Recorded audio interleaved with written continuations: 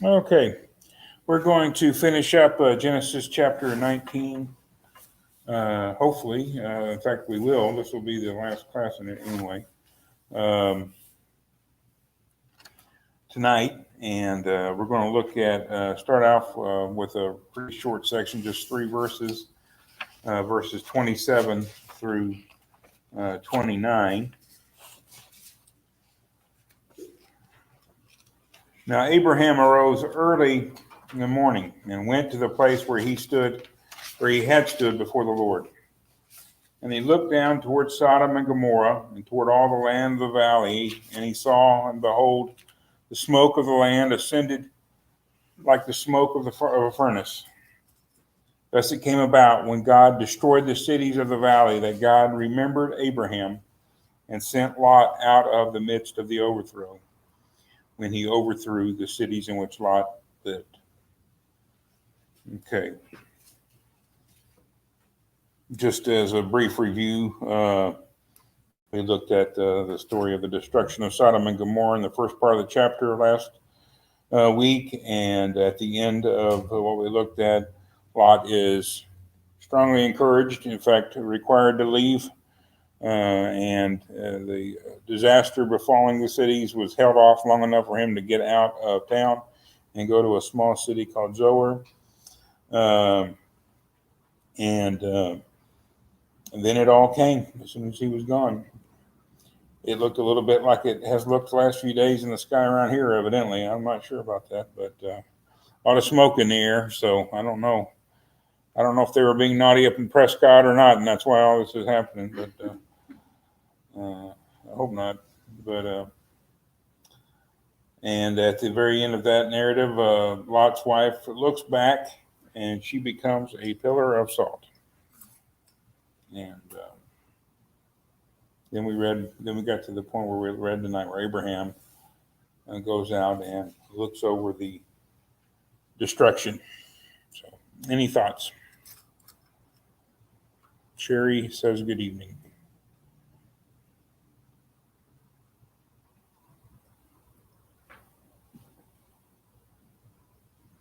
It's interesting to me that they put in there in the 27th verse said that Abraham returned to the place where he stood before the Lord. I don't know whether there's any reason for him to do that exactly, other than that's where the Lord told him what was going to happen, and sure enough, that's what did happen. And,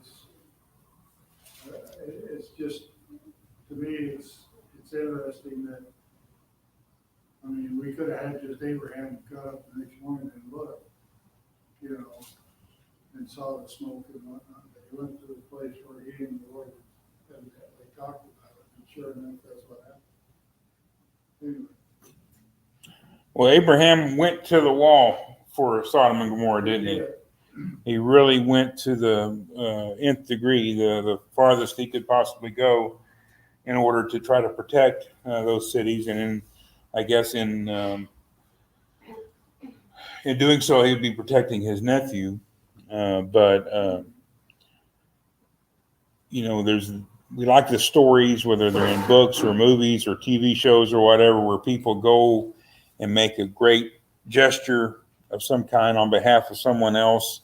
And then we see everything turns out it was a wonderful idea, and it all ends happily ever after, and all that.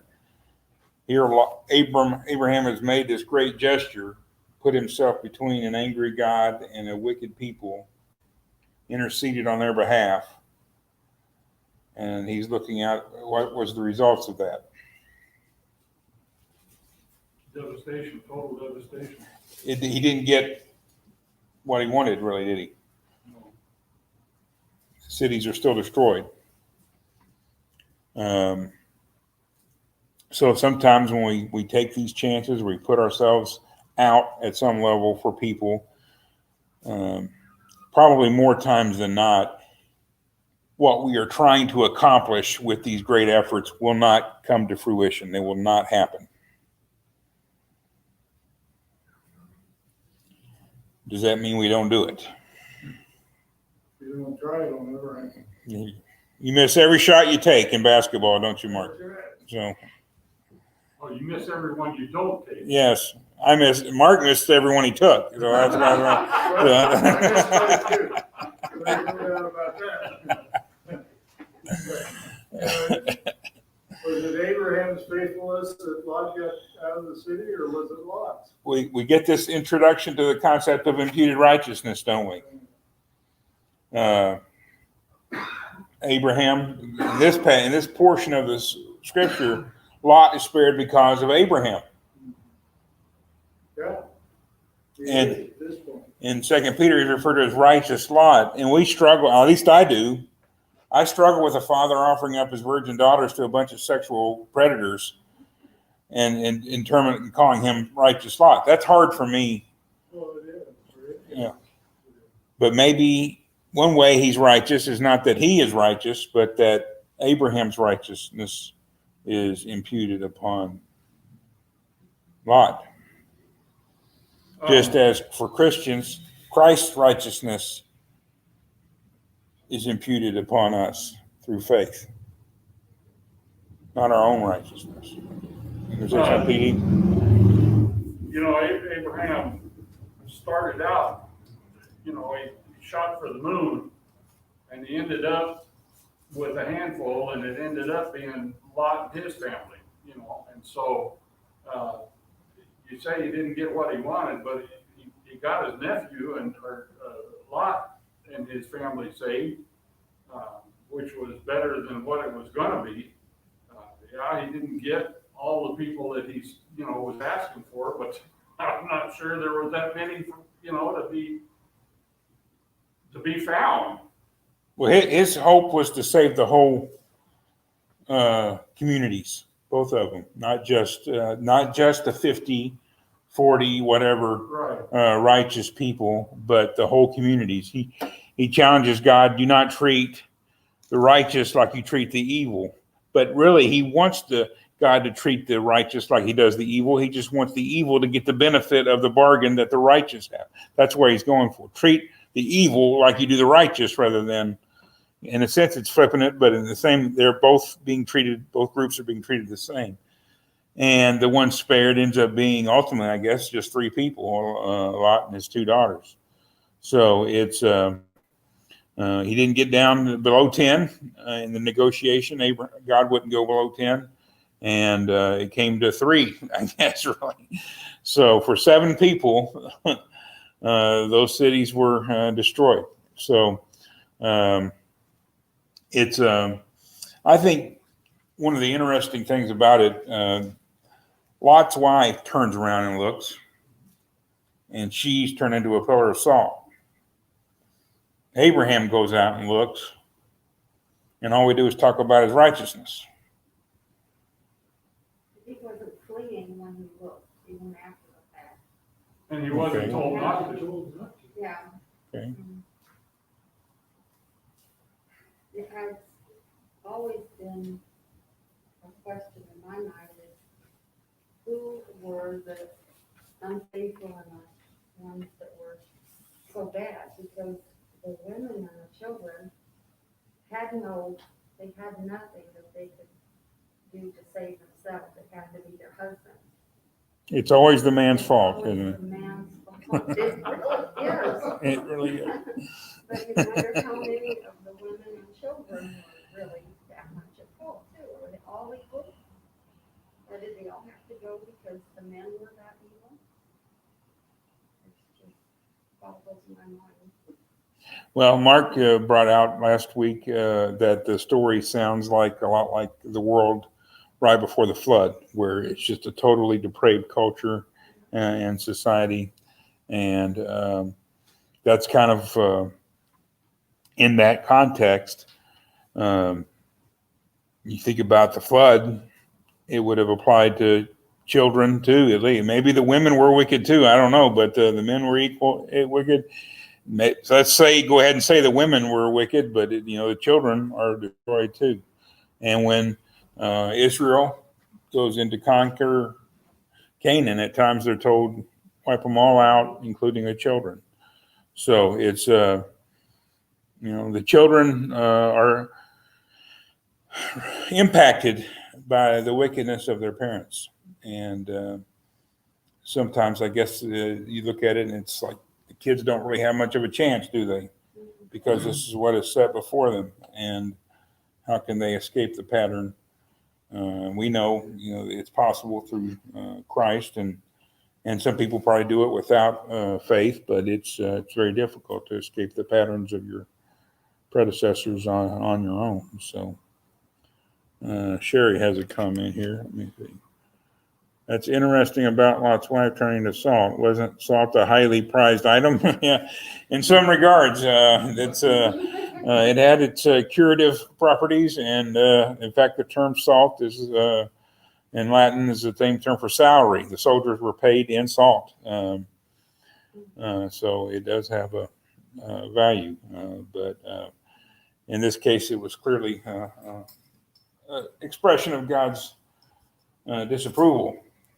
She looked back, and that's the difference. She looked back longingly, I guess. God judges her heart. This is I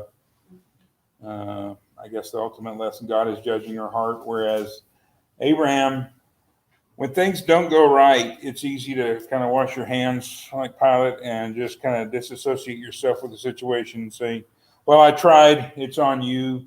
You idiots deserve this. Abraham does not look away, does not ignore the destruction that's going on. And, it doesn't stop being connected to it because it doesn't go the way he wants it to go. And, I think it's a real lesson for us today that we are bound at some level to the people we live around, whether we like them or not, whether we think they're good people or not, whether their dog barks all night long or not. That's Connie's dog barking, by the way. No, we live in a duplex, and so fortunately the bedrooms are on opposite sides, and it's the living room. So when you go to bed, you can't hear the dog next door barking at all, or dogs. But they have a dog. Yeah, it turns out. So, but it's just that's part of neighbors. That's part of living in harmony and unity with each other. It's not easy. It's not something that happens naturally. It's not because there's never any problems and there's never any conflict. There's never any difficulty. It's not because there's always just really wonderful people on both sides of the equation. It's it's God's grace at work, and we have to show grace to one another, and we have to receive grace too. I mean, it's not always your neighbor's dog that's barking. Sometimes it's your dog that's barking and keeping the neighbors up. So we kind of always remember when we're so gracious and overlooking someone else's imposition on us, but we impose on others as well. So Abraham is tied to the community. Abraham, we see next in the very next chapter, Abraham is not exactly flawless, and we've already seen a big drop of the ball by Abraham, and we're about to get another one next week. And that's a really, in a sense, even more interesting story than the first time. But we see Abraham not turning his back, even though things don't go right, even though the people are generally wicked, even though he didn't want to be enriched by them. When he rescues their goods from the invaders and the War of the Kings story, he does not want to be enriched by Sodom and Gomorrah, but he still has ties to that community. He still has care and concern for those people. In the story of Jonah, where God is about to rain down vengeance and destruction upon the city of Nineveh, God calls Nineveh, that great city, I think 3 times in the book of Jonah, the great city Nineveh. He's about to destroy it, but he calls it the great city. So moral failings do not, take away. It may require God's judgment and God's punishment, but it does not mean that there's nothing of value there or that there's nothing good there, and that we get to just disassociate ourselves with this. We're still tied with the community. So it's hard. It's hard for us. It's hard. I mentioned that thing on Sunday. I don't like to get into specific movies and TV shows and books and all that, what you can read, what you can watch, and all that stuff. But I've never been confronted with a situation where it involved children, as this new Netflix movie does. So I think that kind of changes the dynamic a little bit when you bring 10, 11-year-old girls into the mix. You kind of bring society and their scrutiny into play. So I hadn't heard anything about it until you mentioned it. For the entertainment tonight, I just happened to see a commercial about it, and they ended up doing a little segment on that movie, and there's a lot of condemnation about it, and a lot of people up in arms about it. But whether there's enough, and whether whether to put their money where their mouth is, and all that kind of stuff, I don't know. But yeah, there was a lot of. yeah, what grown-ups do to me is grown-ups business. I'm willing to mind my own business in the lives of grown-ups, but when children get involved, I think we all kind of have to look out for the kids, because evidently somebody's not looking out for them to be in that situation. So, I don't know. Moving on, verses 30 through 38, and if it hasn't gotten bad enough yet, speaking of underage kids, little girls, etc., if you thought the first part of the chapter was bad, chapter 30, Lot went up from Zoar and stayed in the mountains where the angels told him to go originally, and his 2 daughters with him, for he was afraid to stay in Zoar, and he stayed in a cave, he and his 2 daughters. Then the firstborn said to the younger, our father is old, and there is not a man on earth to come into us after the manner of the earth. Come, let us make our father drink wine, and let us lie with him, that we may preserve our family through our father.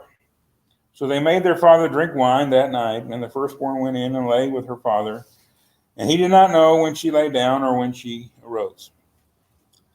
On the following day, the firstborn said to the younger, behold, I lay last night with my father. Let us make him drink wine tonight also. Then you go in and lie with him, that we may preserve our family through our father.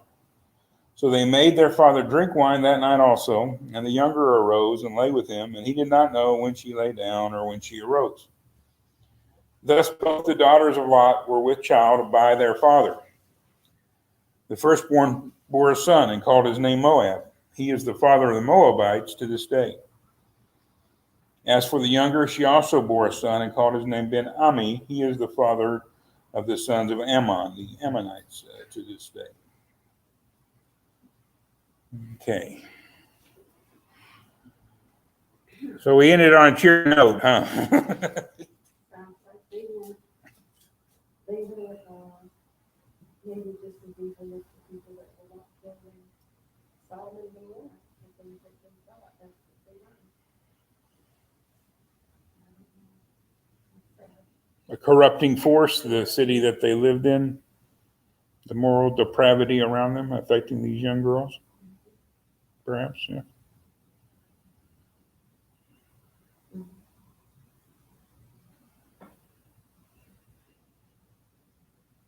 What do we say when we talked about Abraham being given Hagar by Sarah, Hagar not having the capacity to withhold consent because she's a slave, and in that culture, powerless, has to do whatever the master says.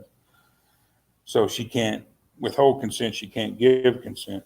Why do we say if someone gets someone intoxicated or drugged and then has sex with them? In our culture today, what would we call that? It's a crime. It's rape.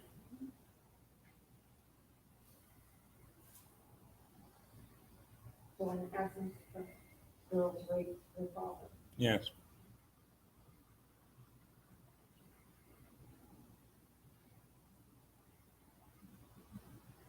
kind of far-fetched. It's hard to imagine that in our culture. It just absolutely, the basic avoidance of incest. I mean, when it happens, it's usually almost always the adult pursuing the infant, the minor. Legally, the term infant would be applicable, but not just an infant, but a minor. And here we have the minors, or the ones who would be victims normally of incest, actually being the perpetrators in this story. Now we, as mostly teetotalers, can see in this a warning about drinking wine. We might tell young ladies that go out to nightclubs and have a drink and it's got something in it and they wake up and they've been raped. Well, you shouldn't have gone to the nightclub and you shouldn't have had that drink. So it's their fault. They weren't really raped then, huh?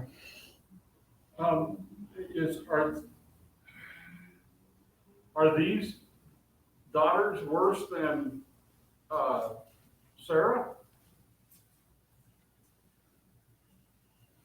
I don't know if you need to make one worse than the other.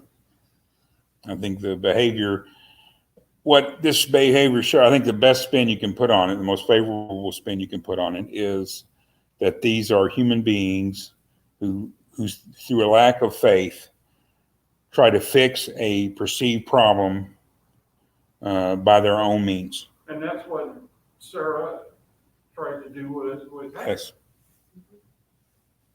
And again, the victim there would not have been Abraham, though. The victim would have been Hagar. Here, the victim, if there is one, if you want to look at it that way, would be Lot. But I think you said that well, in that through lack of faith in both, it was lack of faith in both times, both with Sarah and with these girls. They didn't have enough faith that God would provide something down the road. And but like you say, they appear to be young enough that there should be. They haven't been married off yet. They have made, the marriage arrangements have been made for them, but they have not been married off yet. So they would have been probably past puberty, but how far past that, who knows? So. Well, it's hard to tell. It says Lot was old, or they called him old. He could. Yeah, he could have been 35. When I was a kid, by 35 or 40 was old. So it's all kind of your own perspective. Now, they're kids at 40. Remember that the song by The Who, "Hope I Die Before I Get Old," and they're all in their 70s now, so they didn't get their wish, I guess. The other side of this is that we got Moabites and Ammonites, which were kind of a thorn in the side of Israel for years to come. It was not a people that neither one were people they could go in and completely eliminate because they were relatives. And yet they were not really welcome in the fellowship of the family of faith normally. So that's, they're alongside the family of faith. They're connected to the family of faith, but they're going to be perpetually sitting at the kids' table at Thanksgiving. They're never going to get to the big table.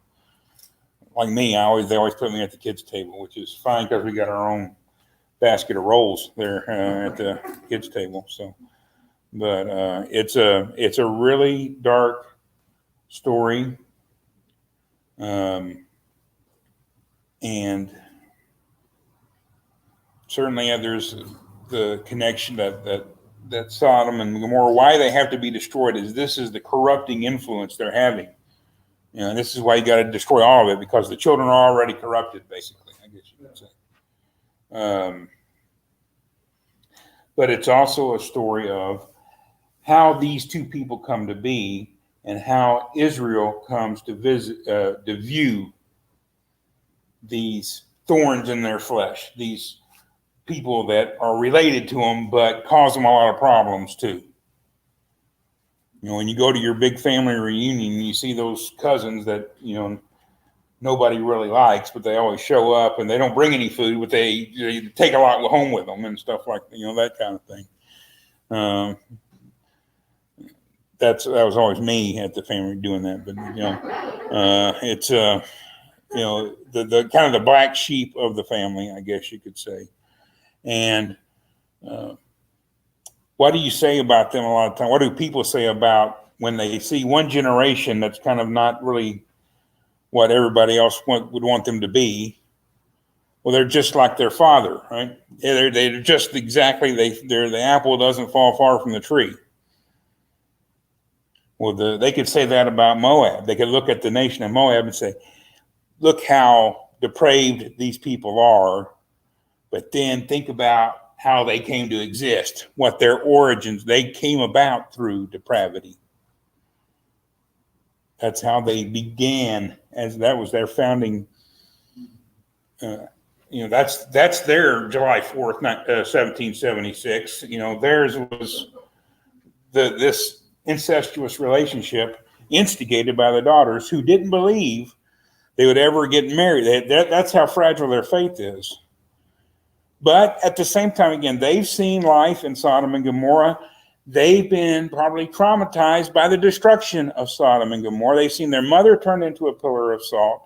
They've seen their father offer them up to a bunch of sexual deviants. That they have all of this going. Sarah, yes, she fails in her faith of Hagar. She's an old woman, and she's never been able to have kids. And this is a culturally acceptable way of getting kids, is to give your husband your maid, and those are my kids now. So there's failure of faith in situations where people are trusting and looking and living only with the flesh, but the flesh is a powerful force in their lives. It's not like everything's gone wonderfully up to this point for these young ladies, and now all of a sudden they turn to the dark side. I mean, how would you feel if your father offered you up to protect somebody else? Stranger. A stranger, well, never mind. You just wouldn't like it, period. What if your father said, kill my son so that you may live? Well, So these stories, even the story of God sending Jesus from the right perspective, or from maybe the wrong perspective, but from a certain perspective, right or wrong aside, a certain perspective, that's really hard to understand, isn't it? yeah. If you love your son, why would you have him treated the way Jesus was treated? You would never let your son go through that for a bunch of people that didn't even like him. Or you, yeah. Why? They are your enemies. You do this. So these stories, we get comfortable with them and we kind of gloss over some of the challenges of them. And maybe some of these issues are just so strange to us, so foreign to us, because our parents would never let anything happen to us. They would hurt us. Somebody would hurt us over our parents' dead body. That's the only way they're going to get to us. They're going to have to kill our parents first. And here's Lot saying, take my daughters. Turnabout, somewhat maybe fair play, I don't know. But ultimately, it explains the origins of these people to the mind of the Israelites. This is why these people are so difficult to be around. Look at where they came from. And this is why in the law they're treated worse than second-class citizens under the law of Moses. And then comes a little girl, a little widow woman, I should say, named Ruth. And Ruth is a Moabitess.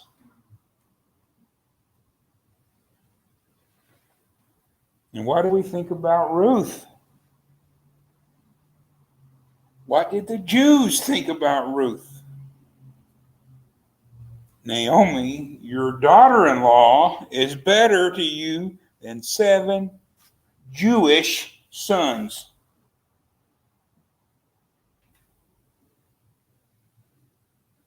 I've heard so many people read the story of Ruth and try to make Boaz the hero of Ruth. Boaz is not the hero of Ruth. Ruth is the hero of the heroine. Naomi is the hero. It's a very difficult story in its own right. It's very sexual in its own way.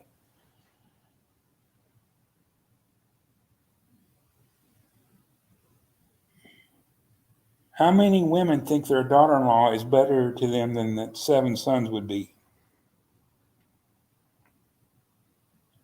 To every preacher that ever tells a young lady, go find yourself a Boaz, I would tell every mother of sons to say, get your son a Ruth. Get your son. Boaz is a pretty good guy. He's not a bad guy. He's a good guy. But that's about as far as it goes. He's a good guy. Ruth is off the charts as a daughter-in-law. And I've seen it. I've seen my mother-in-law, I think I've told you this, I've seen my mother-in-law treat her mother-in-law better than sons would have treated their own mother. I've seen it. That's the only time I've seen it. I think that I can recall. But it happens. It's amazing. But it's not impossible. Nothing's impossible for God. But and if Ruth is held up as this paradigm of virtue, Ruth in the line of David, Ruth in the line of Jesus, a Moabitess, a descendant of incest in the line of Jesus. How can we look at anyone and say, your DNA, your family background,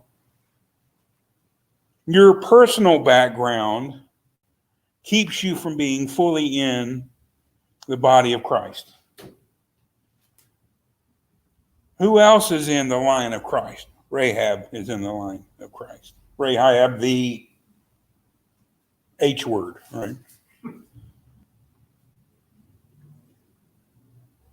Scandalous women in the line of Jesus. You know,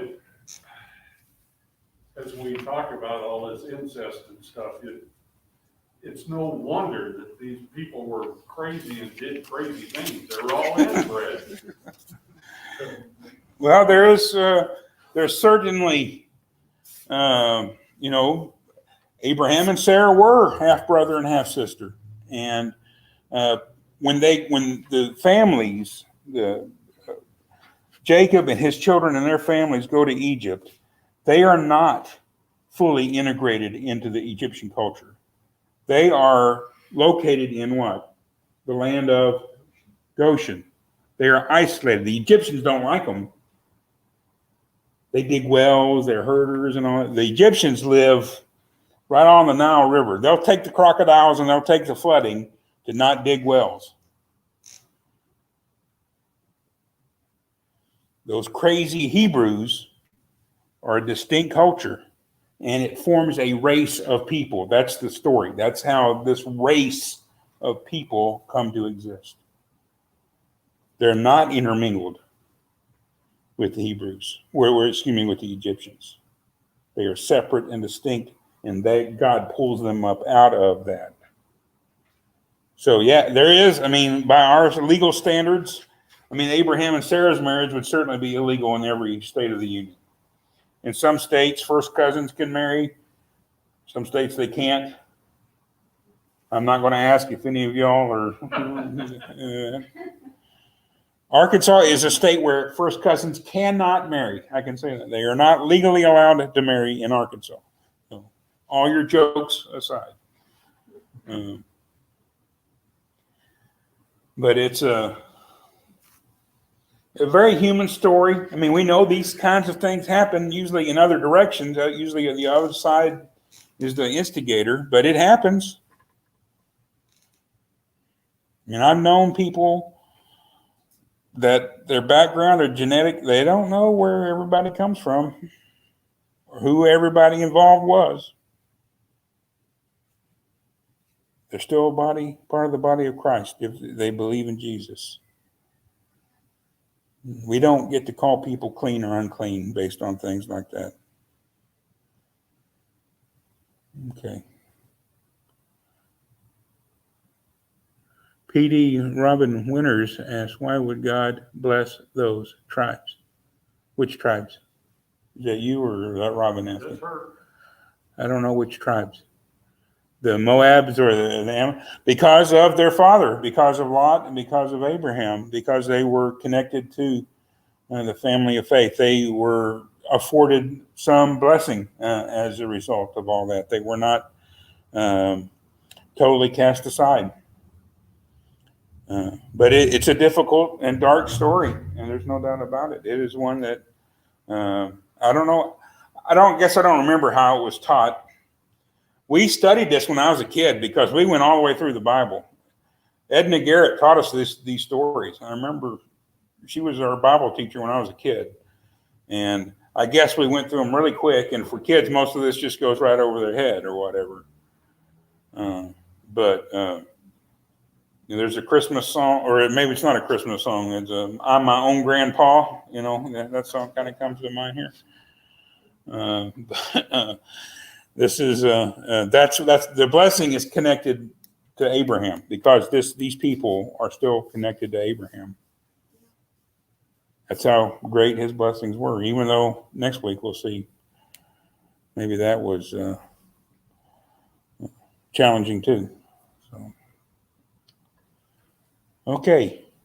Thank you for your questions and your comments. Thank you, Robin, for your question. I hope you're doing well. And we're signing off. And Mr. Waite, will you lead us in a closing prayer?